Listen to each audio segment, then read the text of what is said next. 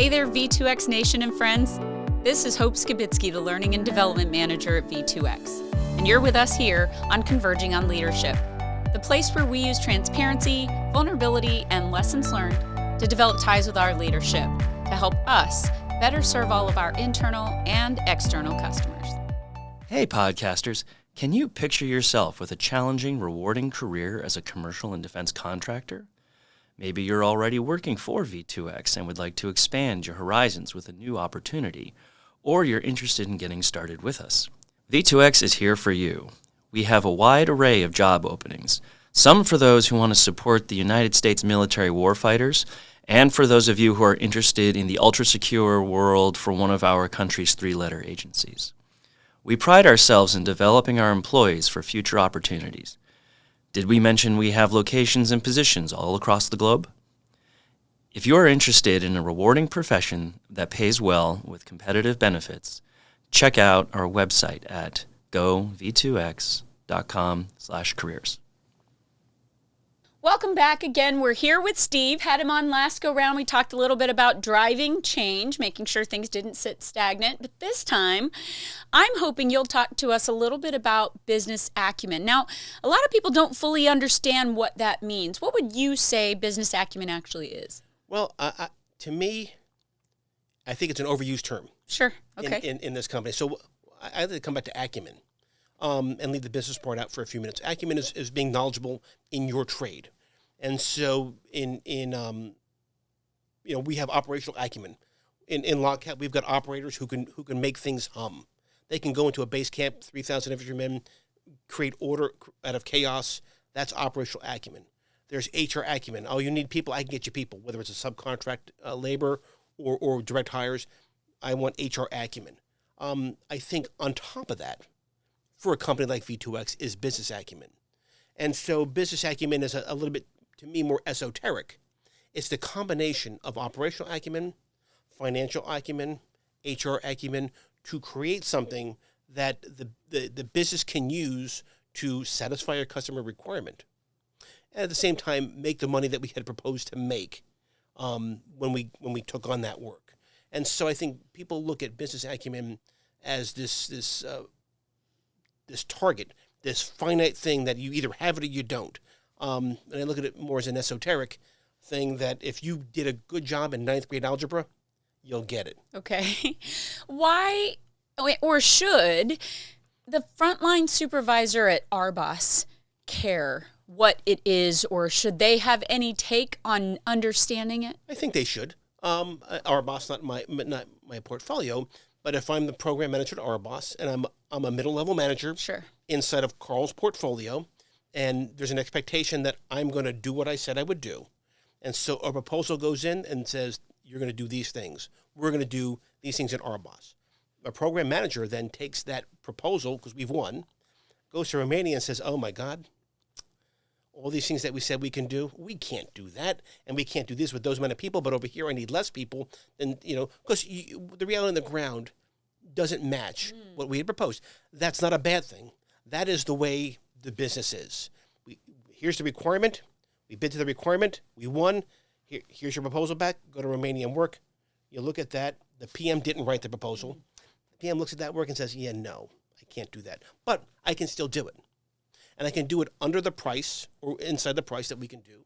So business acumen at that level is being able to take what you're given, being given your left and your right boundary, having the human acuity, the human acumen, the people acumen skills with your subordinates, the people acumen skills you'll need with higher HR, with subcontractors, and taking that and getting done what you need to get done.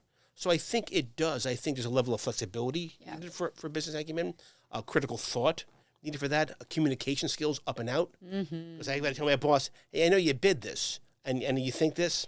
Let me help you with those thoughts. That's not what's about to happen. But you can also get back to where you need to be. I think business acumen allows me to say to BD, you go ahead and bid it. Get us the win. We'll figure out how to make money. That's business acumen in my eyes. Yeah, I mean, I think it's kind of, if I were to draw a likeness, it's kind of like standing in the kitchen and knowing that if it calls for eggs and you don't have eggs, what could you use to substitute that to make the thing tasty and functional in the whole kit, right? I think that's a great example. Yeah. I think at some point, and again, I look at business acumen as a more esoteric term. I think HR acumen is a finite skill. I know how to hire people. I know how to do this.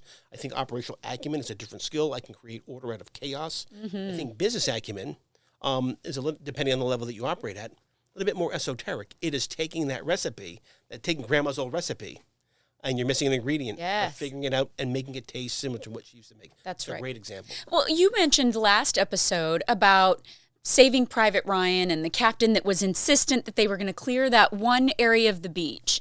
And so sometimes we get so myopically focused on a single thing that we don't really see how we fit in the bigger picture, or how what we are doing might impact the bigger picture, because this is my sandbox, right? And the reason why I think there might be value in some of our, very lowest level leaders, formal and informal, understanding at least what it is to your point. How do we take what we're given and do something with it? How do we know if something's missing? How do we know if we could do it better maybe than we offered, by understanding how the arena works and having a good network, right? I think that takes communication up and down and left and right. And I think sometimes we do that well, and sometimes we don't do that well, and we have pockets of greatness, and we have pockets on that where we need to work. But I think a great PM for this company is a PM who... Program manager. Okay. They look at a problem and they say to themselves, I don't know. Let me call my higher headquarters supervisor and find out what they think. And the higher headquarters supervisor, the first question they would ask that PM is, I don't know, what do you think? And have that dialogue about what do you think, and coach and mentor our way into a solution that that is close to what we had proposed. I do think that our middle-level managers, our program managers, our task order managers ought to never suffer in silence. Sure. And I think sometimes it's a source of pride. I don't need any help from higher. Yep. And we all need help from higher, right? 100%. What's the old saying that bad news does not get better with time, right? Like, if you need help, go say it. Yeah. I do think that but I think one of the ways we can tease it out of, if that PM doesn't ask for help, eventually we'll see it in the financials. Right? Eventually, when something's going poorly, we'll see it in either employee complaints because we're doing something wrong.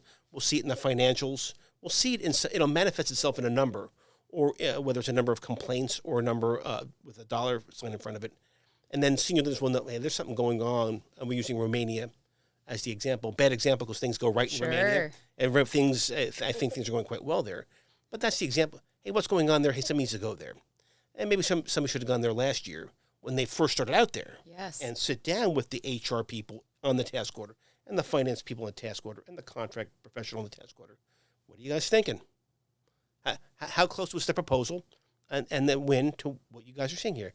Well, it's not very close, or it's very close. Okay, let's continue that dialogue. Well, so you mentioned in the last episode that people can grow a lot in their people skills and their capability by moving around maybe, and not just sitting in a single location or a single vocation. And I started in the Air Force as a medic, and I got to go be a drill sergeant for some time, and I moved on to be a career assistance advisor. And I think all of those things helped me better serve when I became a command chief, and I had to learn how to help my boss take care of a large installation and a lot of people. Having had experiences doing those things was good. Where I know that sometimes someone at the very lowest level might think, why are you talking to me about this thing? It doesn't apply to me. And if you wait until the time that it does apply, it's probably too late. Would you say that's true? I would say that's true. But I'll also say this. And I think it's also true in the military. I spent a little time at Fort Bragg as a young soldier. And I remember seeing non-commissioned officers who had never left Fort Bragg. I've been here for 20 years. I've been here for 22 years, Lieutenant Shapiro, and I've not left, and I never plan on leaving. I'm right here on Smoke Bomb Hill, and this is what I do. I'm in this brigade, and I've been private through Master Sergeant in this brigade. And I would say, in some respects, more power to you. So not everybody always needs to move. And so I think it's also incumbent upon us as senior leaders, not to pick and choose the future leaders, but to offer programs. Hey, you're a young program manager, you're a young up-and-comer or an older up-and-comer in this company. Here's the programs that are available. I think Randy Nicholson has a menu of things that we can do. and then we encourage people to look at it, and they're voluntary. Sure. If somebody wants to stay in their job in that position in perpetuity because that's where their family is and they like it, I value that. Sure. I want in log cap. I need hundreds of you, right? That's right. But I need a couple of score who have other ambitions. That's right. And they're not better. No, sure. I mean, at some point, Mrs. Shapiro, I think I told you early on, we're first-time homeowners. I'm 60 this year. Nice. A first-time homeowner. She's not moving. I'm done with that yeah, moving she's done thing. with that. So if V2X says, hey, we can offer you a job, but you've got to, oh, yeah, that's not going to happen. I'm that person who's now stuck in my location, in my vocation with my family, and life couldn't be better. Sure. So I don't criticize that at all. But there's other folks who have other ambitions, and we should cultivate that. Sure. And I think, too, though, because to your point, it's amazing. There's a lot of folks that are like, I'm happy where I am. And that's okay, because we need, as we used to say in the military all the time, we need a wrench turner that wants to be a wrench turner and nothing more than a wrench turner. At the same time, though, it's important to bring that wrench turner in on conversation when we're about to talk about how things might have to work differently when turning wrenches so that we can get the person on the ground's opinion on how that may or may not function well so that we're considering all aspects of the thing, back to your point of diversity of opinion. And so when we're talking about helping people see like why business acumen might be important, someone might say, well, I don't know contracts. That's not important to me. I don't do contracts. But you mentioned earlier, at least understanding it will help you know if something's doable, not doable, or if there's a better way to get to yes. Everything we do in V2X is a puzzle, right? There's nothing is, I feel like, at least in log cap, nothing can be done by one person or by one entity in an organization. Sure. And so I do nothing at my level that doesn't involve finance, contracts, and HR. So you have to know some of all of it. I have to know who they are. That's right. I'm going to call Jamie. I'm going to call Bob. I'm going to call Jeff. I'm going to call Carrie. I have to know that. And I have to bring him into a forum. Hey, guys, I've got this task. We're competing for Army pre-persistent stocks. We're going to win one of them. I guarantee we're going to win something. Hey, we've got to go to a place and work Army pre-persistent stocks. Okay, we've won blank one. Get them on the teams. Okay, guys, we won Korea. What do you think? What are you guys thinking? That's right. Carrie, what are you thinking right now? Carrie Cotton, I think, gets a little bit, disturbed. And every time I open up a conversation with her, hey, Carrie, how you doing? I'm doing fine, sir. How are you? I'm fine. Hey, Carrie, what are you thinking? I ask her that 100% because I value her thoughts. I value her opinion. That's and good. So I do that with her. I do that with Bob. I do that with a lot of the team. What are you thinking? So it's important not just to know some of what someone does, but to know who those someones are, right? Absolutely. Because they're the subject matter expert. Going back to our last episode on communication, I think we're in a point right now with the merger where we're very inwardly focused. We're that Navy engineer on the beach who's clearing this beachhead. The tanks are floundering. I don't care. I'm clearing this beach. And so we've become very vertically integrated because we're kind of in our lane. And we have got, if we're not careful, it'll become baked in. This vertical integration, I don't need to talk to contracts. I don't need to talk to them, other business advisories, because this is what I do. Eventually you will fail. Sure. If you don't talk to contracts, if you don't talk to finance, if you don't talk to HR. And so we have got to, I feel as a leader, one of the things I do, by adding no expertise, is schedule a meeting on, we're having this problem in Kuwait. So I'll have Iona on there, who's a great task order manager, but may not be getting what she needs from other business advisories, and I'll invite them all in. Sure. Hey, Iona, what's that problem you said you were having? I think it's this. Well, like contracts and HR and finance, let them all speak. And that's a way of problem solving. Well, even just in my short time in the company, I've seen people move up or move on, and someone else has to wear that hat for a bit. So they have to at least have a working knowledge of what goes on in that arena, know who the subject matter experts are, know how to call on them. But ultimately, they're still going to be asked to make a decision while they're wearing that hat. And so learning early on how to understand the different portions of what's going on in the business is invaluable. And I liken it to, I have a friend, my best friend was in the Navy, And when they were on the ship, she was an electrician, but they actually could earn what they called a special warfare pin by getting signed off by a chief in each different area around the ship saying, hey, in the event that something happened, they could take up and do what needs doing there. And it just sort of demonstrates your ability to understand or have a working knowledge of what happens in all portions of the business. Yeah, I think that's succession planning. Exactly. In some respects, when and I think this company does that well. The Army, and the Air Force with you, it was institutionalized. Yes. Because you became a squad leader, so you become a platoon sergeant. And so this was institutionalized in our service, in our time in the services. But we go through probably once or twice a year I go through with the people who I work for. Hey, here's who's managing these task orders now. Here's 3 names of somebody who can come behind this person. 2 names come behind. This one has nobody behind them. I've got a problem over here. Hey, Carl, do you have somebody who does this too? And so we do that frequently in this company. And that's where we sit down and you're able to say, now that I've got these 2 or 3 names, hey, what are we doing for schooling? Hey, Randy, what can you do to help me with Jones or Smith or this person to get them the acumen, not necessarily business acumen, Sure. but the overall acumen, the leadership skills to come up to here. I'm a student of history, and I've read a lot about Eisenhower. We were talking about Eisenhower earlier on today. And I think it was Eisenhower who talked about the ability, when we mobilize the country for war, somebody who's serving in a position to serve 2 positions higher. Oh. Eisenhower, at the beginning of World War II, when it started in Europe in 1939, I believe he was still a colonel. Well, 5 years later, he's a field marshal. He's a 5-star general. That's pretty meteoric. Uh-huh. That's very fast. But he had to prepare himself to serve echelons higher. We are I know at least in LOCAP, we're later on this week, we're going to look at what if we get called upon to do something in Indo-PACOM that has the potential to be supporting the military in a combat situation, whether it's in Korea or in Indo-PACOM. That's our task. Sure. We won LOCAP. We don't get to choose. We want to do all the tasks on there, but not that war one. Yeah. If you win in LOCAP, you win this. If there's a war, you're in. You're in. And we're going to sit down later on this week and say, hey, we've got to start putting people and services at some of these islands. Who are we putting there? Like, who's going to manage that island there for all these services? I'm going to have to pull somebody out of Iraq or out of Kuwait. And on Friday, we're going to sit down and say, what are the attributes of that person? What does that person need to be able to do? Mm-hmm. Hey, you know what? I can look at some of the deputies that are over here, or an HR manager over here, or a contracts manager over there. That sounds like that's the right person for that job. Then we're going to communicate with that person. Hey, if something happens, we have an expectation that you'll join us over here. Are you in or are you out? And then you're in.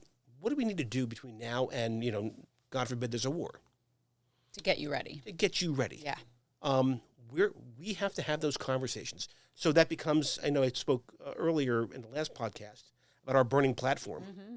This becomes a burning platform for leadership training, for what I would call acumen, subset business acumen, that all the other acumens lead to that. Business acumen being a bit more esoteric. I wouldn't say, too, though, that that's strictly succession planning. I think that that's also talent management. And the thing I love about that is sometimes people don't know their own capability, but you as leaders are looking out across the platforms going, that person doesn't yet know what they're capable of, but I see it in them. And sometimes if you challenge them with an opportunity, they'll step up to the plate. And I love the idea that we're helping people think of the greater thing that they're capable of doing, because sometimes they just wouldn't see it in themselves.